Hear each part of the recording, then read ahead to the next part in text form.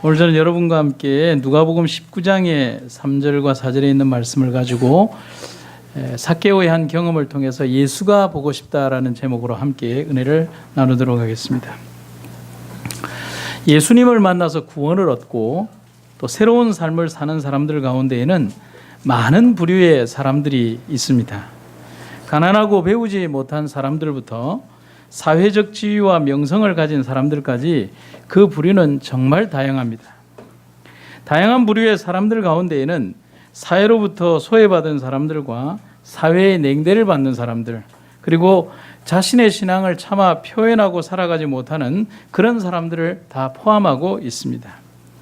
그래서 당시 예수님의 주변에는 사회에서 주변인으로 버림받았던 부류의 사람들이 예수님을 통해서 새로운 삶으로 거듭나는 경험과 감동이 매일매일 일어나는 정말 기쁨의 시간들의 연속이었습니다. 제자로 거듭났던 세리 마태나 평생을 물고기나 잡았던 어부 베드로, 또 몸을 팔아 살아야만 했던 장녀, 사람들의 편견과 종교적 편견 속에서 12해를 살아야 했던 혈루증 여인, 그리고 오늘 본문에 등장하는 세리장 삭개오 같은 사람들은 그들의 외면으로 보이는 삶을 통해서 그 당시의 사람들로부터는 배척받고 또 버림을 받을 수밖에 없는 그런 사람들이었습니다. 그런데 이들을 포함한 수없이 많은 그들과 같은 주변인들이 예수님을 통하여 전혀 새로운 삶을 살 수 있었던 것은 예수님만이 주실 수 있는 새로운 기회였다는 사실입니다.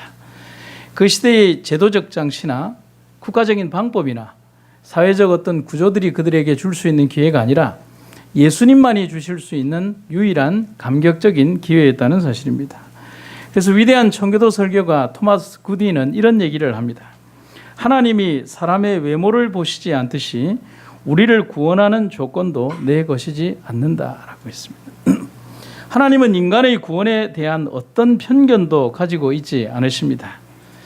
여러분, 구원에 대한 편견은 누가 정하느냐 하면 사람이 정합니다. 그렇지 않습니까? 사람들이 볼 때, 또 사람들이 봤을 때 악한 사람, 그리고 구원받을 수 없을 정도로 악한 사람, 누가 정하는 겁니까? 사람이 정하는 겁니다. 아니, 구원받아서는 안 된다라고 단정된 악한 사람들, 이거 사람이 정하는 겁니다. 이 판단은 하나님의 관점이 아니라 철저히 여러분과 또 저와 같은 사람들의 규정이라는 사실입니다. 하지만 하나님의 관점은 우리와는 다릅니다. 오늘 본문에 등장하는 삭개오는 유대인이기는 하지만은 유대인들이 가장 미워하는 사람이었습니다. 여리고 도성에 살았던 삭개오를 통해서 우리는 오늘 두 가지의 교훈을 미리 배워볼 수가 있습니다. 첫째로, 하나님의 사랑은 아무리 깊은 죄에 빠진 죄인이라 할지라도 포기하지 않으신다. 두 번째는, 하나님은 사람이 마음속에 담아둔 믿음일지라도 다 알고 찾아오시는 분이시다. 오늘 예수님은 죄인이라 일컫는 삭개오의 집에 오십니다. 결코 하나님의 사랑의 하나님이 아니면 하실 수 없는 깜짝 방문이, 또 그런 감격적인 방문이 이루어지고 있는 성경의 가장 감동적인 장면, 오늘 그 감동의 주인공들이 여러분과 제가 되기를 간절히 바랍니다. 먼저 보면 누가복음 19장 3절과 4절에 보면 예수님을 정말 보고 싶어 했던 삭개오의 한 장면이 이렇게 등장을 합니다. 저가 예수께서 어떠한 사람인가 하여 보고자 하되 키가 작고 사람이 많아 할 수 없어 앞으로 달려가 보기 위하여 뽕나무에 올라가니 이는 예수께서 그리로 지나가시게 되밀어라 했습니다. 성경에 등장하는 삭개오는 본문 2절에서 그의 직업을 기록하고 있습니다. 세리장이요 부자라라고 얘기를 합니다.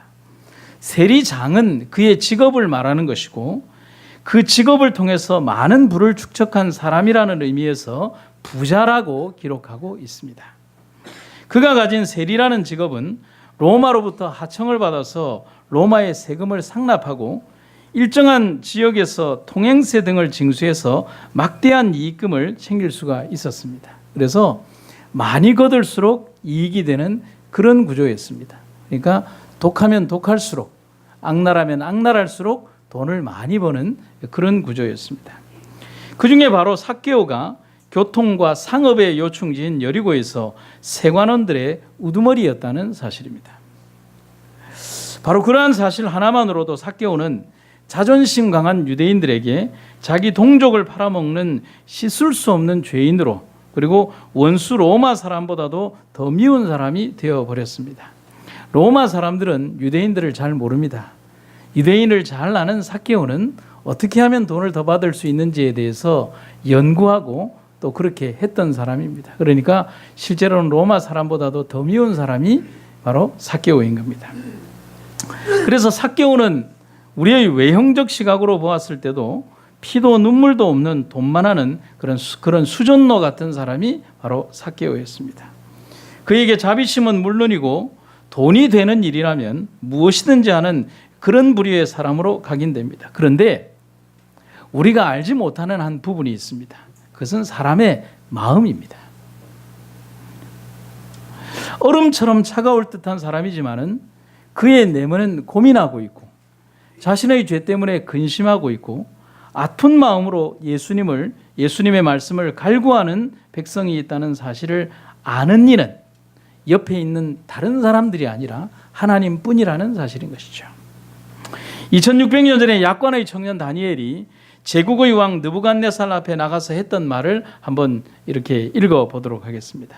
다니엘이 왕 앞에 대답하여 가로되 왕의 물으신 바 은밀한 것은 박사나 술객이나 박수나 점장이가 능히 왕께 보일 수 없으되, 같이 한번 읽어볼까요? 뒤요. 시작. 오직 은밀한 것을 나타내실 자는 하늘에 계신 하나님이시라. 그래서 우리가 다니엘서 2장의 내용을 이렇게 보다 보면 박수나 술객이나 점쟁이들이 느부갓네살 왕의 그 꿈과 마음속에 있는 그것을 어떻게 우리가 알 수 있겠습니까? 그것은 희한한 일입니다. 그것을 정말 알 수 있는 자가 진짜 신입니다라고 이방 점쟁이들을 통해서 증명하는 장면을 보게 됩니다. 누구도 알 수 없는 마음의 깊은 곳에 있는 그 아픔을 아시는 분, 우리의 하나님이십니다. 지금 만약에 삭개오가 허벌판에 있고 사람들이 빙 둘러서 있다면 아마 삭개오는 모든 사람들이 정의의 심판에 있어서 돌에 맞아 죽을 수밖에 없는 그런 죄인입니다. 그러나 삭개오의 마음 깊은 곳에서 갈등하고 고민하고 아파하고 죄책감을 가지고 있다는 사실을 아는 이는 유일하게 하나님밖에 없다는 사실인 것이죠. 여러분과 우리의 마음을 아시는 하나님이라는 사실입니다. 바위가 하나 있습니다. 그 바위를 한번 몇 번을 두드리면 깨어질까요? 한 1000번을 두드렸다라고 생각해 봅시다. 안 깨어졌습니다. 그런데 1001번째 바위가 갈라졌다면 이때 바위가 부서진 것은 1001번째 때린 것만의 결과입니까? 아닙니까? 1000번을 때린 것은 무용지물입니까? 아니죠. 그 전에 때렸던 1000번의 망치질이 사람의 눈으로는 보이지 않는 균열을 일으켰다는 사실이죠. 그러나 눈에 보이지 않는 우리는 모릅니다. 사람은 보지 못합니다.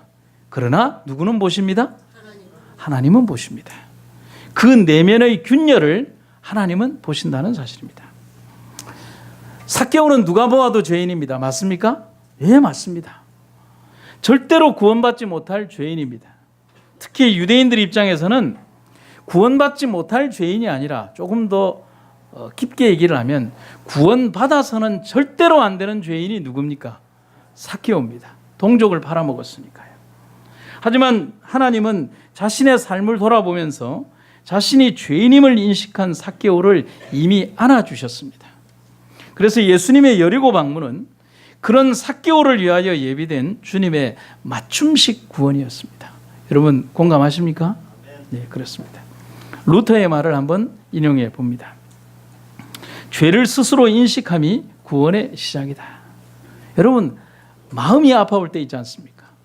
죄책감을 느낄 때, 자기의 책임을 느낄 때, 눈물이 날 때, 그리고 자기의 마음속에서 깊이 들려오는 양심의 소리 때문에 스스로가 괴로울 때, 그때가 구원의 시작이라는 것입니다. 아무것도 느끼지 못할 때, 어떤 양심의 가책도 없을 때, 누군가가 이야기하고 옆에서 폭탄이 떨어져도 고요함만 있을 때, 나만 평온할 때, 그런 사람은 구원받을 수 없습니다. 그러나 들려오는 음성에 스스로 괴로워하고 그리고 혼자만의 시간 속에서 무언가 외롭고 눈물이 날 때, 그리고 그것에 대하여 자기의 양심으로 인하여 괴로울 때, 그때부터 구원이 시작되는 것입니다.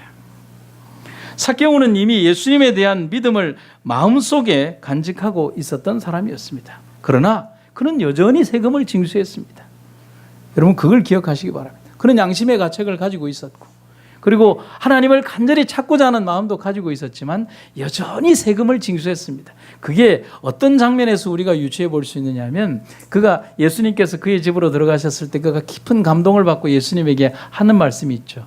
제 재산의 절반을 가난한 사람들에게 주겠고 토색하거나 빼앗은 것이 있다면 그들에게 몇 배를 쳐서 갚겠습니다. 그는 여전히 그 삶의 시간이 계속 연속적으로 이어오고 있다는 사실인 것입니다. 여러분 술 주정뱅이가 하나님을 믿을 수 있습니다. 그리고 나쁜 습관에 있는 사람들이 여전히 하나님을 믿으면서도 그의 내면 속에 갈등하며 하나님을 믿을 수 있다는 사실. 그러나 하나님은 그의 갈등과 고민 속에서 번뇌하는 그 사람의 고민을 아시고 미리 끊어라 주신다는 사실입니다. 삭개오는 이미 그분에 대한 동정과 믿음으로 가득 차 있었습니다. 그리고 자신이 사는 곳에 오신 주님을 뵙기를 원했습니다. 그런데 볼 수가 없었습니다. 그가 볼 수 없었던 이유를 두 가지로 성경은 정확하게 얘기합니다. 첫 번째 이유는 사람들이 싫어했습니다. 삭개오가 그렇게 훌륭하신 예수님 곁에 오는 것을 싫어했습니다. 그래서 너무 싫어했습니다. 두 번째는 삭개오의 작은 키가 둘러싼 군중 속에 계신 예수님을 보기에는 역부족이었습니다. 여러분 이 두 가지는 연관성이 있습니다.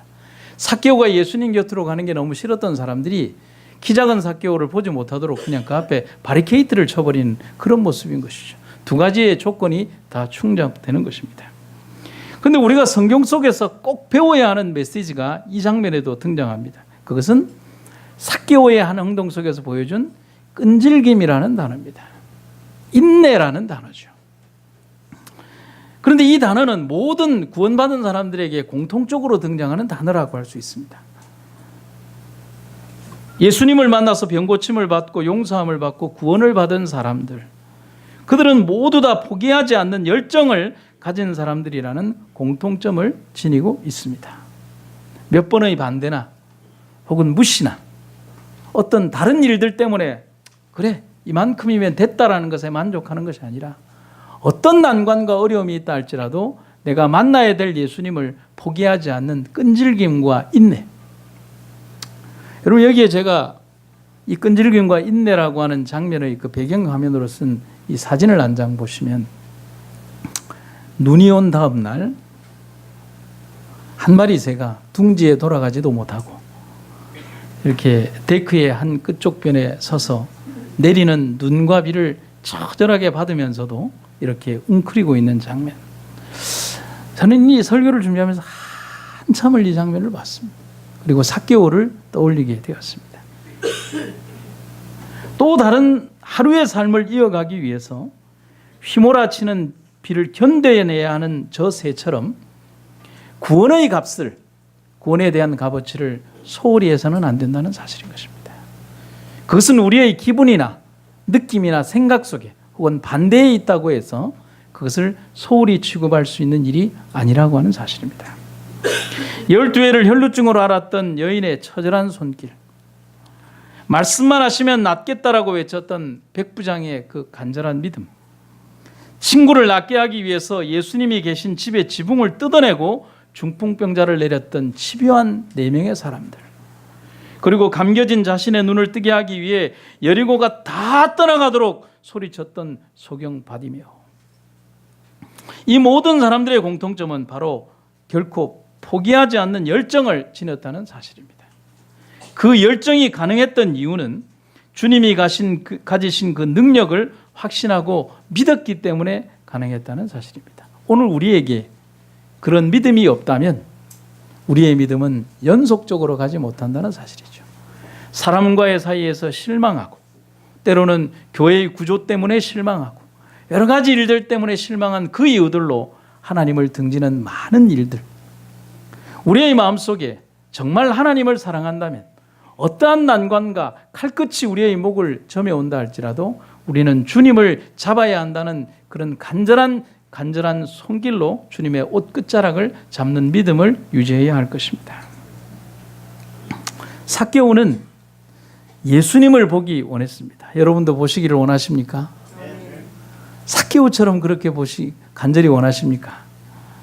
정말 보고 싶었습니다. 어떻게 삭개오의 그 간절한 감정들이 한 장면 속에 녹아 있는 것이 바로 누가복음에 등장하는 삭개오의 장면. 언감생심, 대화는 꿈도 못 꾸지만 그분의 얼굴만이라도 먼 발치에서 보고 싶었습니다. 그것이 정말 삭개오의 간절한 마음이었습니다. 그래서 삭개오는 예수님을 보기 위해 길가에 많이 있는 뽕나무에 올라갑니다. 그래서 이것을 다른 번역에 보면 이집트 무화과 나무라고 하기도 하고 무화과 뽕나무라고 합니다. 근데 이 뽕나무를 선택한 이유가 있어요. 이 뽕나무는 요단강 지역에 아주 넓게 분포한 아주 흔한 나무였습니다. 이 나무의 특징은 가지를 낮게 들이우고 있기 때문에 삭개오가 쉽게 나무에 올라갈 수가 있는 그런 나무였습니다. 그런데 나무에 올라가자 삭개오의 눈에 보였습니다. 누가 보였습니까? 예수님이 보였습니다. 그토록 갈망하고 보고 싶던 예수님을 볼 수 있었습니다. 탁 트인 공간으로 예수님의 모습을 볼 수 있었습니다. 누구보다도 선명하게 예수님을 볼 수가 있었습니다. 그런데 정말 이상한 일 아닙니까? 삭개오는 다른 사람들에 비해서 불리한 조건을 두 가지나 가지고 있었습니다. 그 하나는 사람들이 싫어한다는 것이고, 그래서 사람들이 삭개오의 접근을 의도적으로 막았었고, 다른 하나는 키가 너무 작아서 군중들 뒤에서 예수님을 도저히 볼 수가 없다는 것이었습니다. 그런데 삭개오는 자신이 가진 이러한 조건 때문에 할 수 없이 나무에 오르는 선택을 했지만 오히려 이 방법이 예수님을 더 선명하게 볼 수 있는 기회가 되어버린 것입니다. 여러분, 이때 우리가 탁 떠오르는 찬미가가 하나 있습니다. 제가 노래는 잘 못하지만 이곳엔 풍랑가 달게, 그 다음 같이 불러볼까요? 더 빨리 갑니다. 죄송합니다. 음이 좀 이상해서. 여러분, 조건을 한번 생각해 보죠. 예수님을 만나는 데에 불리한 조건은 없습니다. 바꿔 얘기를 하면 예수님을 만나는 데에 유리한 조건도 없습니다. 왜 제가 이런 말씀을 드리냐면, 아무리 예수님 가까운 곳에 있었어도 수백 번 예수님의 옷깃을 만졌지만 무감각한 사람이 있었고, 단 한 번을 만졌지만 옷 끝자락만 만졌는데도 예수님과 가슴으로 통하는 사람이 있었습니다. 여러분, 우리가 생각하는 유리함과 불리함이라는 게 뭡니까? 가까이 있으면 유리합니까? 빈도가 높으면 유리합니까? 예수님과 3년 반 동안 밥 먹고 나서도 그저 결정적인 순간에는 나는 저 사람 모른다라고 얘기하는 그런 부류의 사람들이 있고요. 그저 12회를 혈루증으로 버림받은 여인으로 살았지만 단 한 번의 만짐으로 예수님에게 그러한 능력의 치유를 받은 사람들이에요. 여러분, 우리들이 생각할 때의 조건이란 인간적인 판단에서의 조건일 수밖에 없는 것입니다. 예수와의 만남은 전혀 다른 만남인 것입니다. 예수님을 보고자 하는 거룩한 열정이 삭개오를 뽕나무에 오르게 했습니다. 그런데 제가 시점에 생각을 좀 달리했습니다. 예수님을 보고자 하는 거룩한 열정을 주신 분은 누구일까요? 예수님이죠. 여인이 옷 끝자락만이라도 만졌으면 좋겠다라고 하는 그 열정의 너머에, 여인아 내 옷 끝자락만이라도 제발 만져달라고 더 염원하는 분이 있다는 사실이죠. 굳이 여리고 성으로 오시면서 삭개오에게 뽕나무로 올라가라고 끝없이 외치신 하나님의 음성이 여기에 숨겨진 언어 속에 있다는 사실을 우리는 기억을 해야 합니다. 여러분, 보고자 하는 강렬한 염원이 우리를 예수께로 이끕니다. 움직이지 않는 것은 죽은 것입니다. 포기하고 돌아가면 예수를 볼 수가 없습니다. 그래서 제가 이렇게 한번 생각해 봤습니다. 뽕나무에 오르든지 남의 집 지붕을 뜯든지 만나야 합니다. 언제까지요? 예수가 보일 때까지인 것입니다. 예전에 저희가 해운대 교회를 심호할 때 아주 연로하신 도장을 하시는 최용건 장로님이라고 하는 분이 계셨습니다. 그분이 이북에서부터 내려오셔서 동생과 가족들을 도장을 파면서 이렇게 양육하고 먹이고 그렇게 해서 해운대 국민학교 그 앞에서 도장방을 수십 년을 하시면서 해운대 교회를 섬기셨어요. 그분의 낙이 뭐냐면 딱 그거밖에 없어요. 아침에 해운대 바닷가 거닐고 그 다음에 교회 가고 집에 와서 밥 먹는 거. 요 세 가지 낙밖에 없는 겁니다. 그래서 집에 방문을 가보면 장로님 드시지도 않는 사이다, 콜라, 뭐 대한민국에 나오는 모든 음료수와 맥주까지 다 있습니다. 그게 뭐냐면 해운대 바닷가에 가면 이제 누가 버리고 간 걸 다 주워가지고 냉장고에 채워놓고 더울 때 한 번씩 들리면 제보고 종류대로 먹으라고 그렇게. 그분이 어느 날 이제 과정 공부를 이렇게 가르치시는데 여러분 가나안이 어떤 곳인 줄 아십니까? 거꾸로 하면 안 나갑니다. 나는 절대로 안 나갑니다. 죽어도 안 나갑니다. 여기서 죽어야 하늘 갑니다. 라고 그렇게 해주셨던 그분의 이야기가 아직도 선언합니다.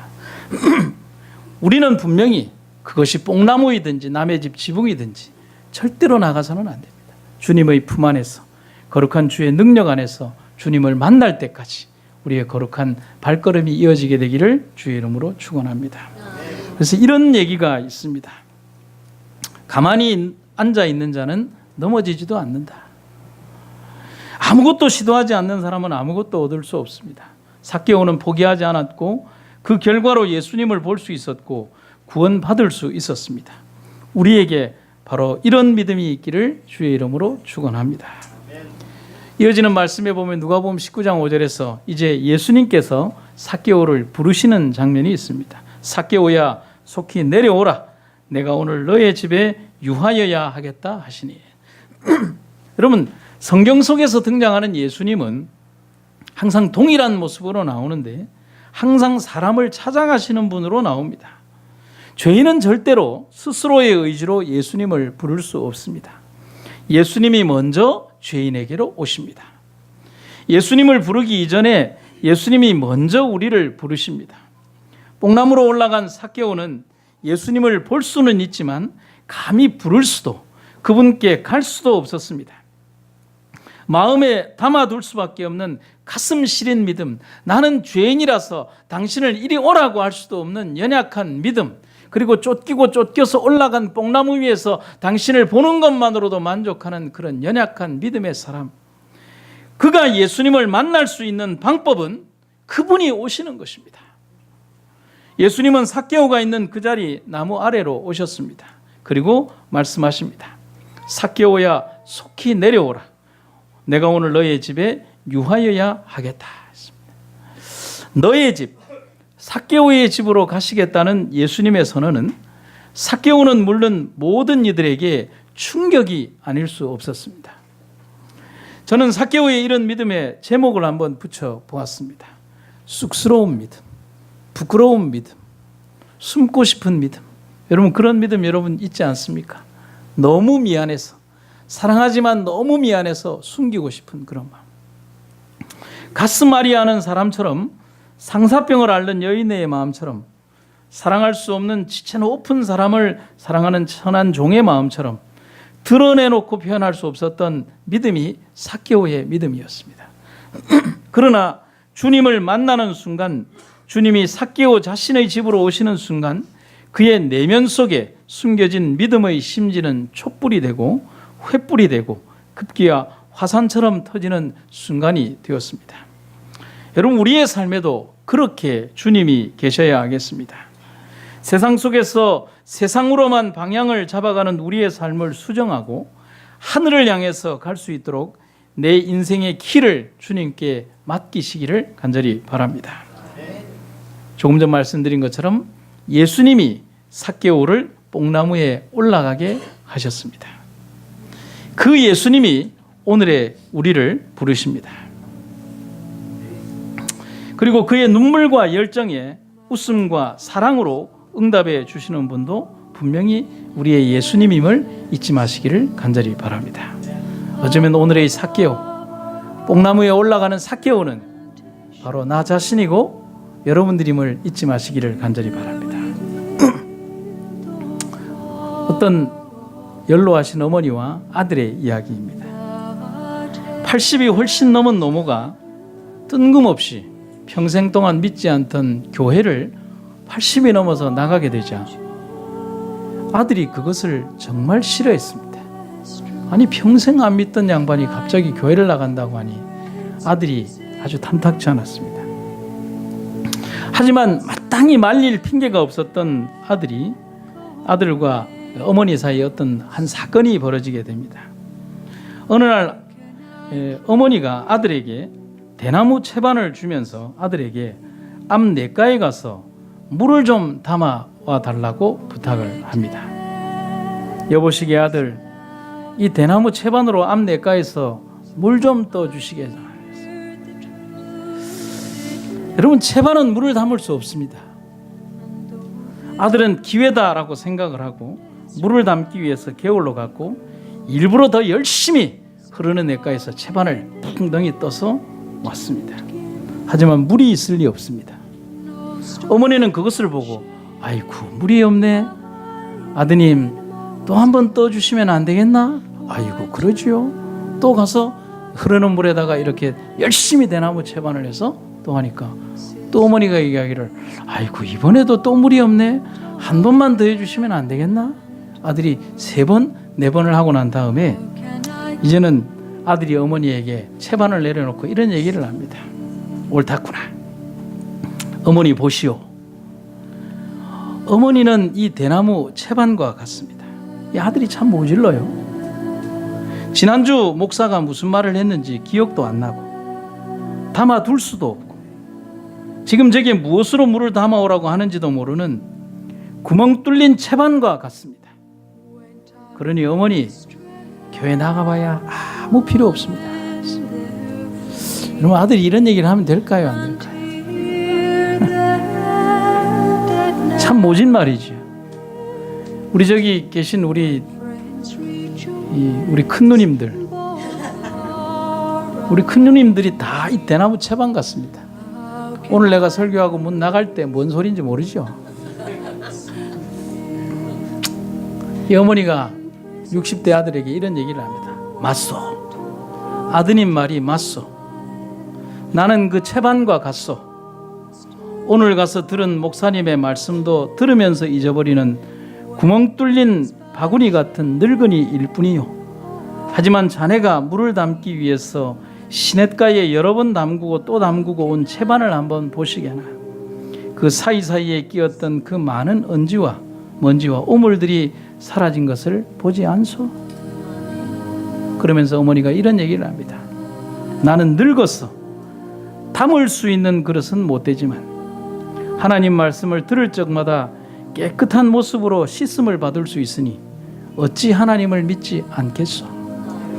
여보게 아들, 젊은이 담는 것은 자네가 담고 채반 같은 늙은이는 씻기라도 할 수 있게 해주지 않으시겠소?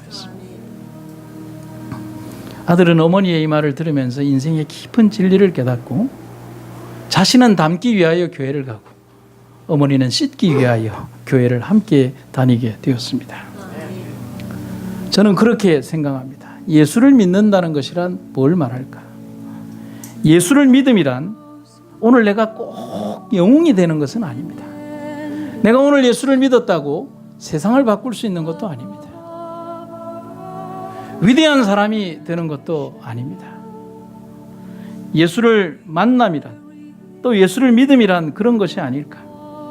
오늘 내가 지닌 더러움과 때가 나도 모르게 어느덧 사라져버리는 참 예쁜 기적. 저는 이 기적을 예쁜 기적이라고 말씀드리고 싶습니다. 오늘 그런 예수를 만나야 하겠습니다. 그런 만남이 여러분과 저희의 만남이 되기를 간절히 바랍니다. 예수님은 삭개오의 결심을 듣고 난 이후에 오늘 이 집에 구원이 이르렀다라고 하십니다. 오늘이라는 단어는 예수님의 그 약속이 즉각적으로 이루어진 일임을 말해주고 있습니다. 구원은 즉시 주시는 하나님의 선물입니다. 삭개오는 어제와 다른 오늘의 삶을 살게 됩니다. 어제는 주님이 없는 삶이었습니다. 오늘 우리 집에, 오늘 여러분의 집에, 오늘 저의 집에 구원이 이르렀습니다. 그 어떤 축복, 그 어떤 만남보다도 벅찬 감동이 주님의 입술을 통하여 외치시는 이 말씀보다 나을 수가 있겠습니까? 오늘 우리의 집에 구원이 이르렀습니다. 보고 싶은 예수님, 만나야 하는 예수님을 위해 나의 주먹진 손을 펴고 뽕나무 위로 올라가는 여러분과 저의 삶이 되기를 주의 이름으로 축원합니다.